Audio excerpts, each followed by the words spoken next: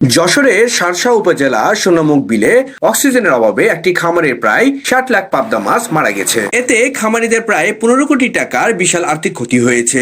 আকস্মিক এই বিপর্যয়ে পথে বসার উপক্রম হয়েছে খামারি আলফাজুল হক ও ফারুক হোসেন সহ খামারের উপর নির্ভরশীল প্রায় ১০০টি পরিবার। খামারিদের অভিযোগ, বৈরী আবহাওয়া ও সারা রাত দীর্ঘ সময় লোডশেডিং এর কারণে ঘেরের পানিতে অক্সিজেনের তীব্র ঘাটতি দেখা দেয়। বিদ্যুৎ না থাকায় অক্সিজেন সরবরাহকারী মেশিন বন্ধ হয়ে যায়, ফলে এক রাতে এই বিপুল পরিমাণ মাছ মারা যায়। শুধু মাছের খাবারের জন্যই তারা ৩.৫ কোটি টাকা ঋণ করেছিলেন, যা পরিশোধের চিন্তায় এখন তারা দিশেহারা। তবে স্থানীয় বিদ্যুৎ অফিস দীর্ঘ সময় লোডশেডিং এর অভিযোগ পুরোপুরি অস্বীকার করেছেন। তাদের দাবি, ওই এলাকায় বিদ্যুৎ বন্ধ ছিল মাত্র ৪০ মিনিট। এছাড়া কোটি টাকার এত বড় বাণিজ্যিক খামারে বিকল্প জেনারেটর না থাকা নিয়েও প্রশ্ন তুলেছেন তারা। মাছ মারা যাওয়ার প্রকৃত কারণ উদ্ঘাটনে বিষয়টি বর্তমানে খতিয়ে দেখা হচ্ছে।